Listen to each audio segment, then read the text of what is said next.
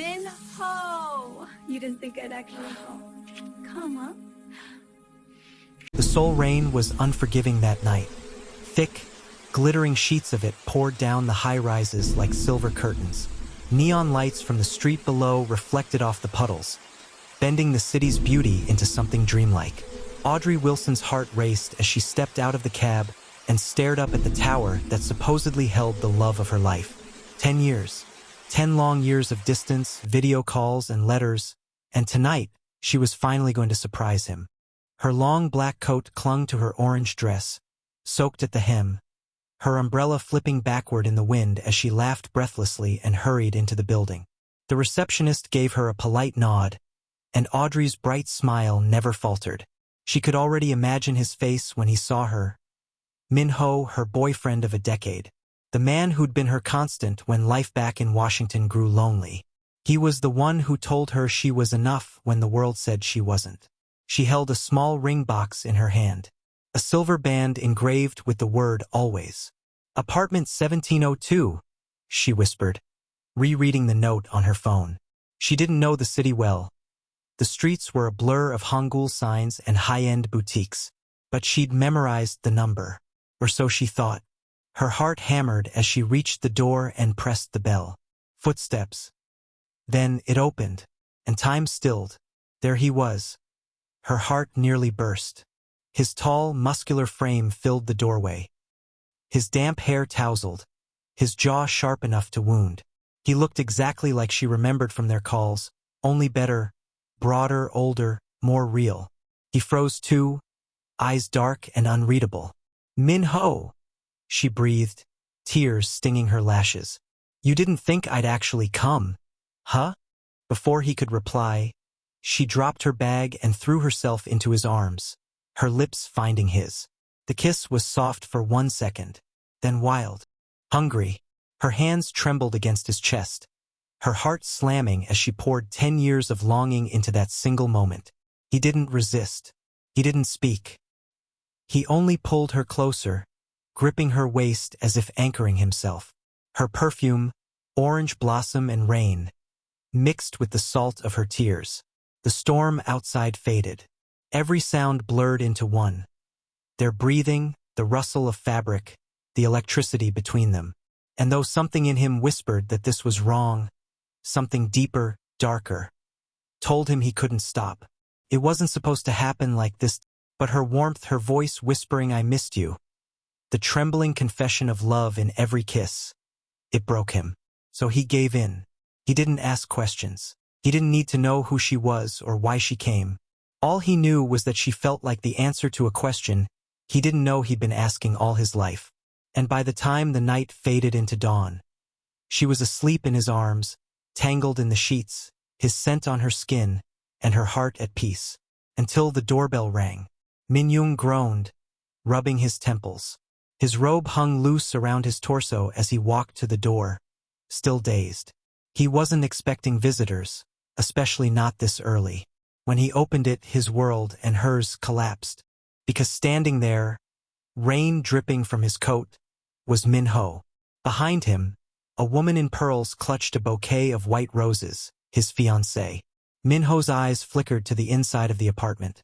The shoes at the door, the trail of clothes on the floor, and finally the silhouette of Audrey walking out of the bedroom, wrapped in the sheets, smiling. Her voice was soft. "Minho? Who's at the door?" And then she saw him. The same face, the same eyes point two men, identical. The smile fell from her lips, the color drained from her skin. "Minho?" she whispered, voice cracking. But the man she'd slept with, the one standing between them, frozen in guilt and confusion, wasn't Minho. It was his twin brother, Minyong. The room fell silent except for the soft thud of her ring box falling to the floor. The silence in the penthouse was so heavy that even the sound of the rain outside seemed to hold back. Audrey stood frozen, her pulse crashing in her ears. Two identical men. Same face, same eyes, same voice, but completely different energy. One stood by the doorway, her Minho, staring at her like she'd just ripped his soul apart. The other, the one whose arms she had fallen asleep in, stood between them, His robe opened slightly at the chest, his expression unreadable, composed, dangerously calm. Audrey's lips parted, trembling. I don't understand. What's happening? The woman beside Minho stepped forward first. She was breathtaking, tall, elegant. Her black hair swept into a perfect bun, a white dress hugging her like it was made for her alone. Her perfume was soft, expensive, and cruel. So, she said coldly, eyes cutting through Audrey. This is the kind of woman my future brother-in-law sleeps with while his brother is away? Audrey blinked, confused, then horrified. Brother! Minho's voice was low, trembling with anger. Audrey, what are you doing here? She stepped forward, the sheet trembling around her shoulders. I came to surprise you. You sent me the address. I thought this was your apartment. Minho's jaw clenched, his face hard. I live at 1701, Audrey. Not 1702. The air punched out of her lungs. A single number, one mistake. That was all it took. Her knees almost buckled. No, that's not. Minyong finally spoke, his voice deep and calm, slicing through the chaos. She came to my door in the rain, called me by your name, and kissed me before I could even ask who she was. He glanced at Audrey, his dark eyes burning into hers. And I'm not the kind of man who pretends I didn't want it either. Audrey's head snapped toward him. Don't say it like that. Minho's face twisted. You didn't stop her? Minyong tilted his head, the ghost of a smirk on his lips. Would you have, brother? The tension cracked like glass. Minho lunged forward, grabbing his brother by the collar, slamming him against the wall. You knew what you were doing. Minyong's calm never broke. You weren't here. She came to me. Audrey covered her mouth, tears spilling down her cheeks. Please stop. It was a mistake. The fiancé laughed, sharp, cruel. A mistake? You sleep with the wrong twin and call that a mistake. Minho dropped his brother's shirt and looked away. His chest heaving. Minyong straightened his robe, his expression unreadable, though his jaw twitched, a subtle tell of anger he never showed. Audrey stepped forward, clutching the sheet tighter around her. Minho, please, you have to believe me. I thought it was you. He turned to her slowly, his eyes red and glassy. You thought it was me, and you didn't notice the difference? The words gutted her. Because in that moment, she realized she hadn't. The way he touched her, the way he kissed, the quiet power in his voice. It all felt like the man she'd known for years. But now, standing between them, she could see it that Minyong was colder, harder, dangerous in a way Minho never was. I'm sorry, she whispered. Please, it wasn't supposed to happen like this. The fiancé snorted, crossing her arms. Oh, darling, it already happened. And now everyone in this family is going to hear about it. Minho shot her a warning look, but Minyong's voice cut through. Enough. The room froze. He stepped forward, his presence commanding, voice like steel wrapped in silk. You, he said, nodding toward the fiancé, should leave before you say something you'll regret. She blinked, scoffing. Excuse me? You heard me, he said calmly. This is between my brother and me, not you. Minho's eyes darkened. You don't get to decide that. I just did, Minyong replied, unbothered. The fiancé's face reddened with fury, but she turned, throwing a glare at Audrey. I'll remember your face. Every scandal in Seoul does. When the door slammed behind her, silence returned, jagged and heavy. Audrey took a trembling breath, trying to speak, but Minho shook his head, backing away. I can't look at you right now. His voice broke. I can't. He walked out, the door closing softly behind him, the sound more painful than a scream. And suddenly, it was just Audrey and Minyong. The air between them crackled with everything unspoken. She turned slowly, eyes wet, voice breaking. Why didn't you stop me? He looked at her, calm, unreadable, yet something in his eyes flickered. Because, he said quietly, I didn't want to. Her breath caught. You're heartless. He stepped closer, his tone low and dangerous. Maybe. But last night you weren't calling me heartless. You were calling me Minho. Audrey's face burned with shame. Don't remind me. He studied her. Her trembling lips, her tear-stained cheeks, her trembling hands. Then softly, almost too soft to hear, he said, "You should go before I decide to kiss you again." And with that, he walked past her, leaving her standing in the wreckage of a night she could never erase. The city outside her window glowed gold and gray, but for Audrey Wilson, everything still felt cold. She'd spent 3 sleepless nights replaying that moment. Minho's face when he walked into the penthouse, his fiancée behind him, and the silence that crushed the air between all 4 of them. The silence of betrayal. But not just hers. His. Because when he looked at her that morning, there was more than shock in his eyes. There was pain, deep, personal, almost possessive pain. As though she had betrayed him, when in truth he had betrayed her first. Audrey sat on the edge of her small rented bed in Gangnam, clutching the ring box she'd brought to surprise him. Inside was the simple silver band engraved always. The word mocked her now. 10 years of love, 10 years of patience, 10 years of promises that they'd finally be together, only for her to find out that he'd been engaged for months. And worse, that the man who now haunted her thoughts wasn't even him. A knock shattered her thoughts.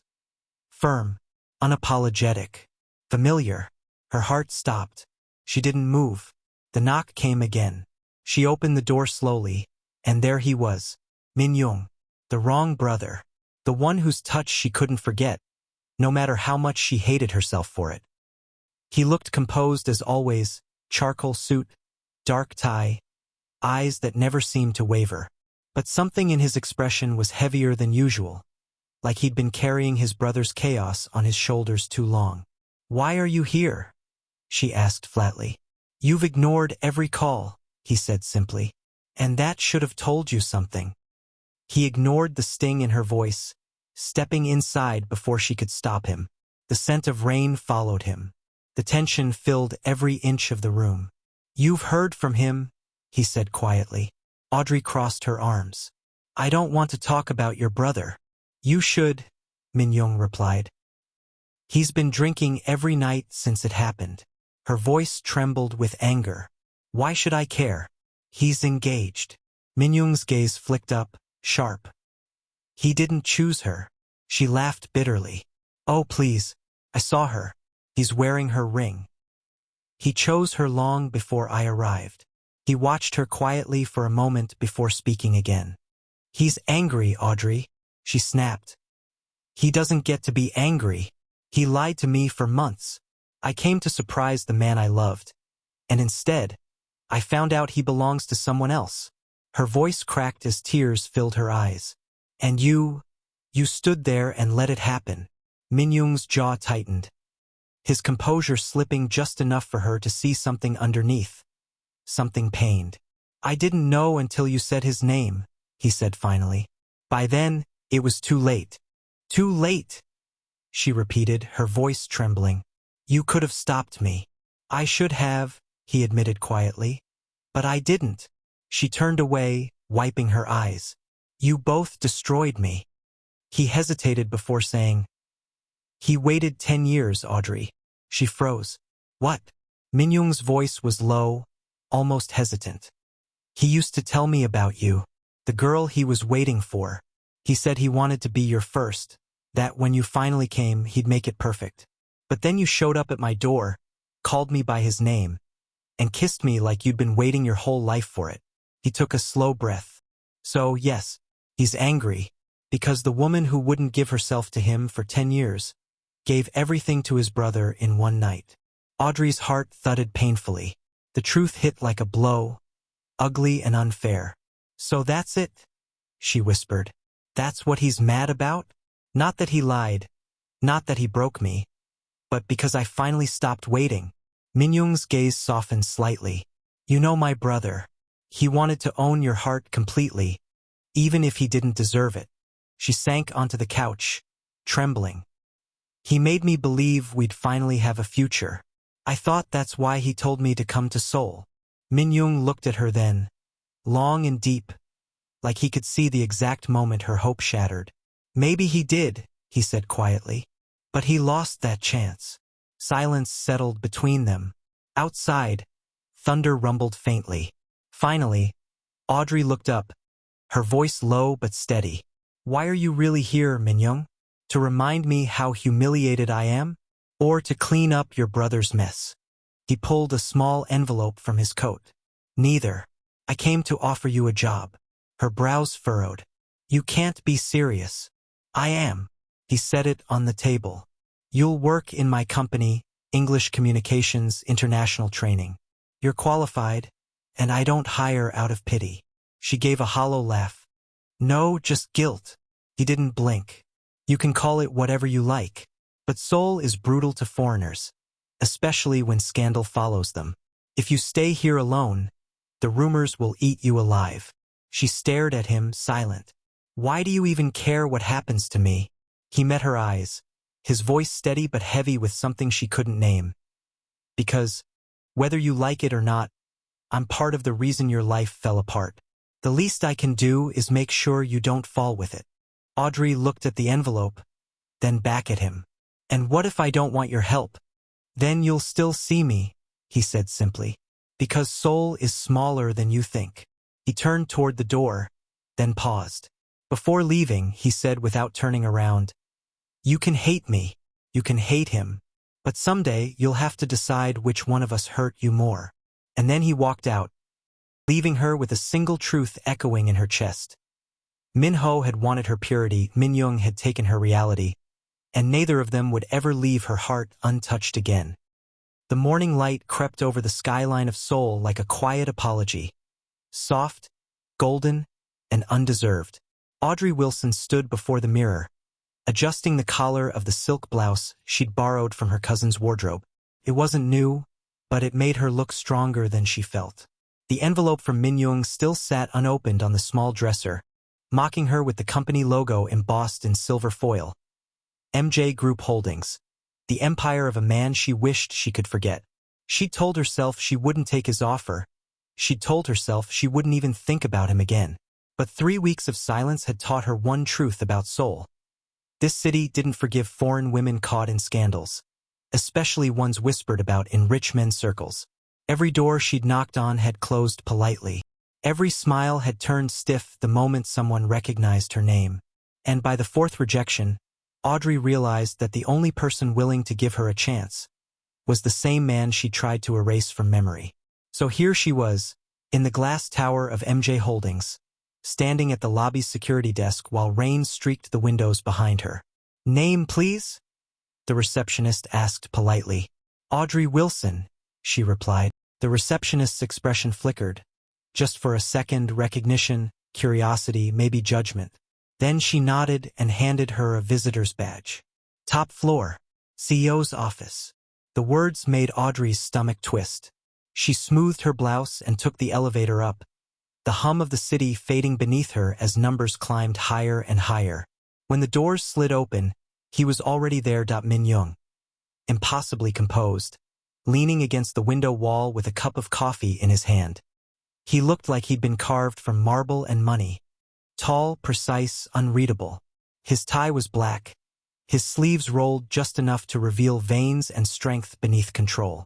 Miss Wilson, he said coolly. You came. I'm not here because of you, she replied, her voice tight. I'm here because I need to work. He smiled slightly. Motivation is motivation. Sit. She did, refusing to be intimidated by the size of his office or the view that stretched over the Han River like something out of a dream. I've reviewed your resume, he said, scanning the file on his desk. Fluent in Korean, top of your class in international communications, certified in child psychology. Impressive. I didn't come for compliments, she said. No, he said smoothly. You came because Seoul shut its doors in your face. Her lips tightened. If you're here to humiliate me, I can leave. He looked up, his gaze steady. If I wanted to humiliate you, Audrey, I would have done it the day we met. That silenced her. He slid a contract across the desk. This position is under my direct supervision. You'll handle language training for international clients and assist in cultural communication projects. Salary is fair. Terms are standard. She flipped through the papers, trying to focus on the words, but her pulse betrayed her. Every time his voice dipped low, she felt it. Every time he looked at her, she remembered the night she'd given herself to him without knowing who he was. "Why do you want me in your department?" she asked finally. "You could have placed me anywhere." His gaze met hers. Cool, deliberate, unflinching. "Because I don't trust anyone else not to use what happened against you."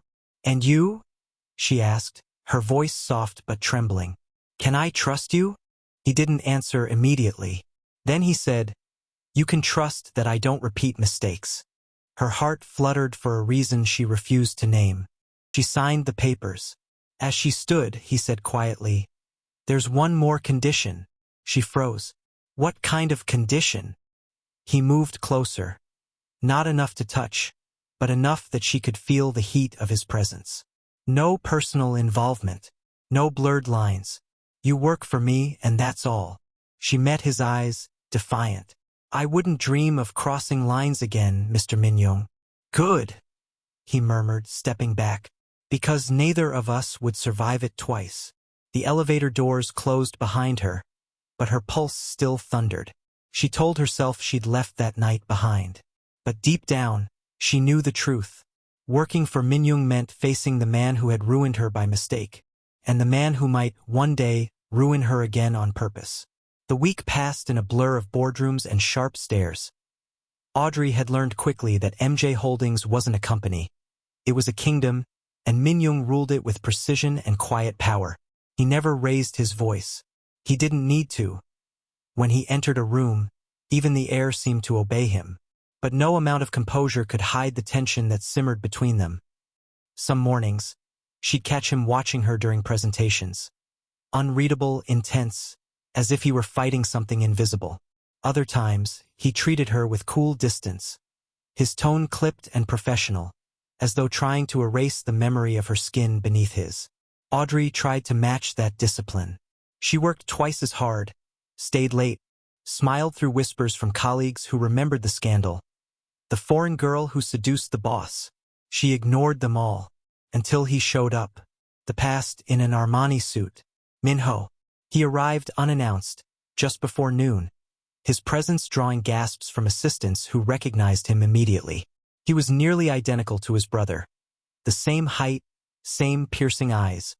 But where Minyong's calm carried quiet authority, Minho's charm was loud, golden, impossible to ignore.